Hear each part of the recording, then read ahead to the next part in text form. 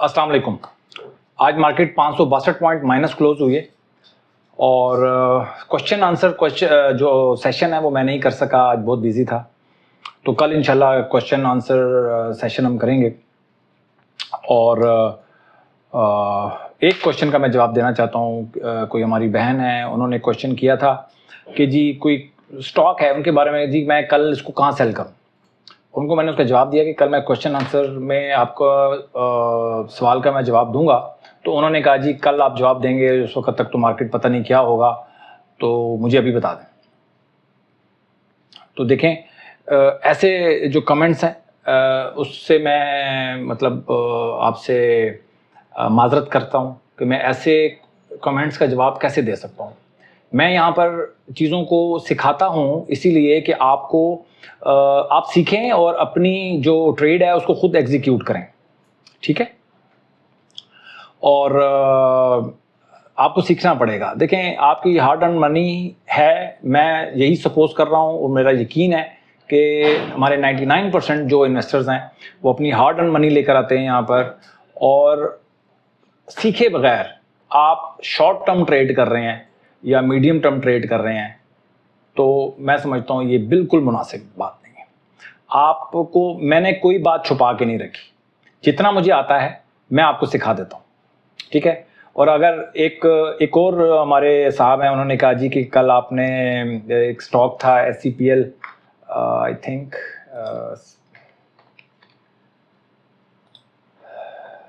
Spell, ठीक है, spell limited के बारे में मैंने कुछ कल कमेंट दिए थे। तो उन्होंने कहा था जी कि आपने ना कंपनी के बारे में बताया, ना बिजनेस के बारे में बताया, आपका बिल्कुल जो है ना नॉलेज जो है बड़ा लिमिटेड है। तो भाई मैं कौन सी कंपनी के बारे में, उसके बिजनेस के बारे में डिस्कस करता हूँ या उस कंपनी के बारे में इन डेप्थ जो है मैं डिस्कस करता हूँ। मैं किसी भी कंपनी के बारे में इन डेप्थ डिस्कस नहीं करता कि वो कंपनी क्या करती है क्या नहीं करती। मैं जस्ट हम टेक्निकल एनालिसिस करते हैं ताकि कम टाइम में मैं ज़्यादा से ज़्यादा आपके तक मालूमात पहुँचा सकूँ। तो मैं बिल्कुल भी कोई भी मालूमात अपने पास नहीं रखता। जितना मुझे आता है मैं आपके सामने रख देता हूँ, जितना नहीं, जो समझते हैं कि मैंने कुछ डिस्कस नहीं किया तो मुझे नहीं आता कुछ, ठीक है ना। जितना मुझे आता है मैं आपके सामने रख देता हूँ। तो कल कोशिश करूँगा कि मैं आंसर आपके जितने भी क्वेश्चन हैं उनका मैं आंसर कर सकूँ। टाइम का थोड़ा सा मसला होता है, लेकिन कल आज कुछ टेक्निकल इशू हो गए थे मेरे स्टूडियो में, मेरे ऑफिस में, तो जिसकी वजह से मैं वो सेशन नहीं कर सका, वरना आज मैंने करना था लास्ट में। अच्छा जी, मार्केट 562 पॉइंट माइनस क्लोज हुई है। वॉल्यूम अच्छे हैं। कल वॉल्यूम हुआ था 259 मिलियन का, आज हुआ है 307 मिलियन का। और जो स्टॉक्स UBL है जिन्होंने पॉजिटिव कंट्रीब्यूट किया है, फिर Fauji fertiliser, Allied Bank, PSEL, Engro H, JVDC, Sazgar, और जिन्होंने नेगेटिव कंट्रीब्यूट किया है Meezan, PPL, Hub power, OGDC, Searle, MCB, HBL। अच्छा, आज आप जब रिपोर्ट देखेंगे ना तो रिपोर्ट से आपको कुछ अंदाज़ा होगा। हम डायरेक्ट चलते हैं रिपोर्ट की तरफ। रिपोर्ट आप देखें, आपको C में और D में स्टॉक ज़्यादा नज़र आएंगे। C में सबसे ज़्यादा स्टॉक हैं, D में, हालांकि आज 500-550 पॉइंट माइनस हुई है, कुछ भी नहीं है, मतलब आप समझ लें कि मार्केट मूव हुई नहीं आज, लेकिन स्टॉक जो हैं वो खिसकते चले जा रहे हैं C और D की तरफ, ठीक है। ये मैं नोट कर रहा था कि पिछले 2-3 दिन से मार्केट अच्छा परफॉर्म कर रही थी, बट स्टॉक जो थे ना वो तमाम कैटेगरीज में एक जैसे मुझे नजर आते, हर कैटेगरी में अच्छे स्टॉक नजर आ रहे थे, तो ये अच्छी बात नहीं है। तो आज आप देख लें कि वो सिरक रहे हैं C और D की तरफ। C में काफी स्टॉक है और D में भी काफी स्टॉक है। C में तो मतलब लाइन लगी हुई है, ठीक है जी। अच्छा जी, इसके बाद आज जो 14 तारीख को मैंने बनाई थी सुपर ट्रेंड वाली और इमर्जिंग की जो मैंने रिपोर्ट बनाई थी, उसमें आप देख सकते हैं कुछ ब्राउन हो गए। ब्राउन का मतलब ये है कि आवरली चार्ट के ऊपर इनकी जो RSI है वो 55 से नीचे चली गई है, जिसमें बैंक अल्फला है, गाल है, MCB है, NCL है, DG Khan cement, Faisal bank, तो काफ़ी सारे स्टॉक जो ब्राउन है उनकी जो RSI है वो 55 से नीचे चली गई है। तो आपको दोबारा एंट्री का मौका इसमें मिल सकता है अगर कल मार्केट अच्छी होती है या आने वाले दिनों में मार्केट अच्छी होती है। तो ये एक तरीकाकार है कि जब सुपर ट्रेंड में जब कोई स्टॉक जा रहा हो तो आपने दोबारा एंटर कैसे होना है। तो मेरे पास एक तरीका है, आवरली चार्ट पे हम उसको टीकेटी के अंदर दोबारा एंट्री लेते हैं, या फिर हम आवरली चार्ट के अंदर ही हम प्राइस एक्शन को यूज करते हुए हम एंट्री लेते हैं। ठीक है, इमर्जिंग स्टॉक में जो साजगार है वो उसने आज अच्छा परफॉर्म किया। ये चीज एक नोट करने वाली होती है कि इमर्जिंग स्टॉक के अंदर आज 500-550 पॉइंट माइनस होने के बावजूद साजगार ने आज अच्छा परफॉर्म किया, तो साजगार में आप काम कर सकते हैं। इसके अलावा जेवीडीसी इमर्जिंग से उसमें आ गया, सुपर ट्रेंड में आ गया है। जेवीडीसी मैंने आपको बताया था कि जेवीडीसी जब भागता है फिर ये मतलब बहुत ज्यादा भागता है। ठीक है, तो जेवीडीसी एक ऐसा स्टॉक है, ये आपके उसमें लिस्ट में होना चाहिए। जब ये भागता है ना तो फिर इसको रोकने वाला कोई नहीं होता। ठीक हो गया जी, ये थी आज की हमारी रिपोर्ट। इसके अलावा कुछ स्टॉक हैं स्पेशल केस में, TRSM, वो मैं आपसे डिस्कस कर लेता हूं।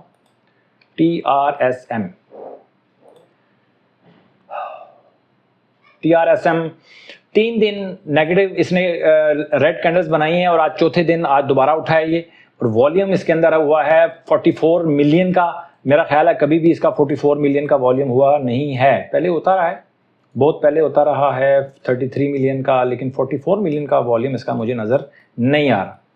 तो अच्छा खासा इसमें काम हुआ है,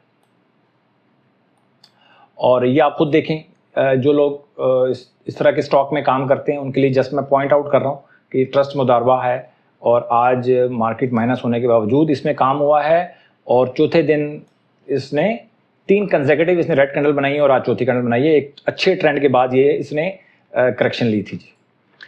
इसके बाद है जी मेरे पास CSIL, कल की तरह कल भी आया था ये स्पेशल स्टॉक में।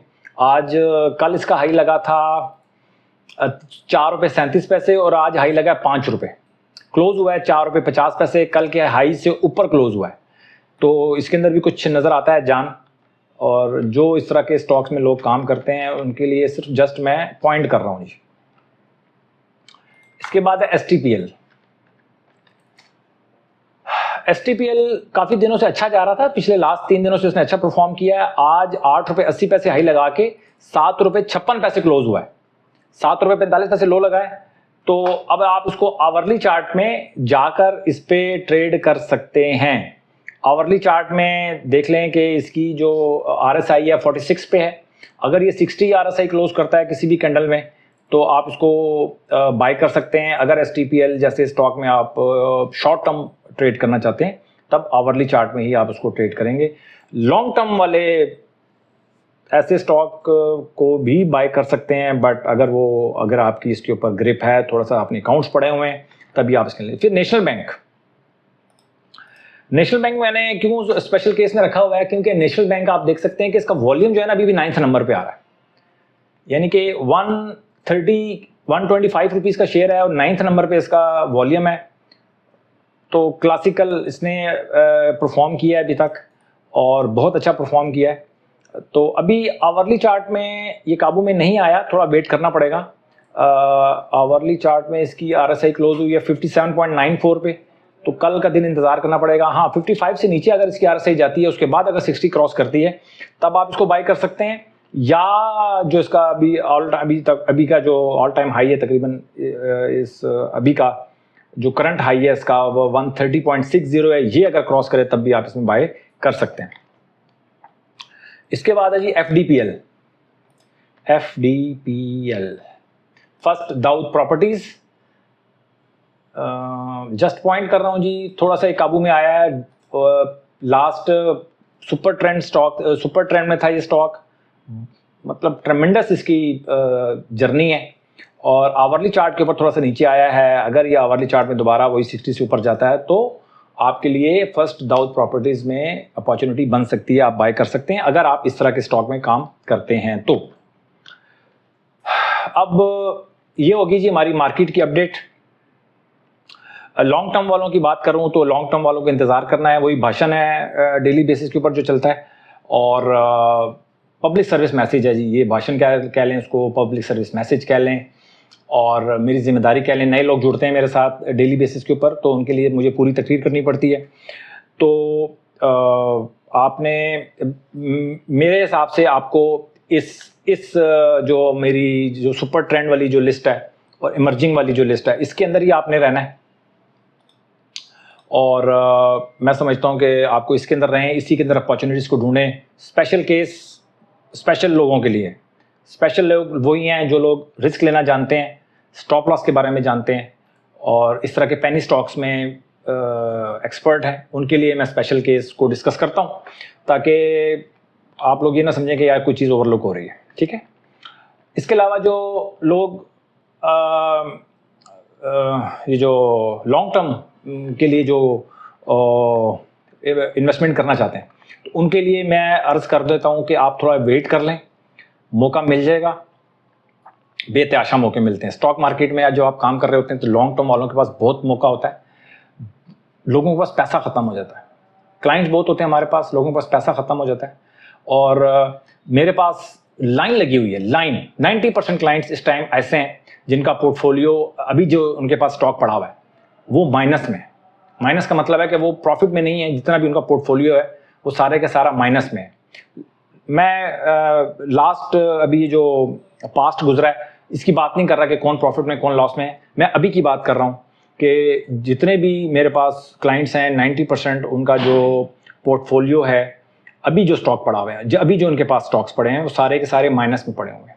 उसकी वजह यही है कि लोग ले लेते हैं, अच्छे स्टॉक लेते हैं, छोटे से प्रॉफिट पे सेल कर देते हैं और जो स्टॉक नेगेटिव हो जाता है, जो उनके माइनस में चला जाता है, नीचे आ जाता है, उसको फिर होल्ड कर लेते हैं। तो आहिस्ता आहिस्ता आहिस्ता आहिस्ता उनके पास एक बड़ी लंबी लाइन लग जाती है जो माइनस में जो स्टॉक्स होते हैं उनकी पोर्टफोलियो जो लॉस में होते हैं।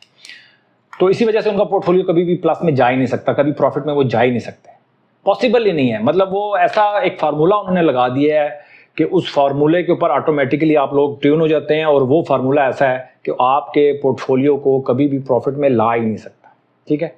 तो आप छोटे प्रॉफिट अगर आपने लेने हैं भाई तो फिर आपको स्टॉप लॉस के साथ काम करना है।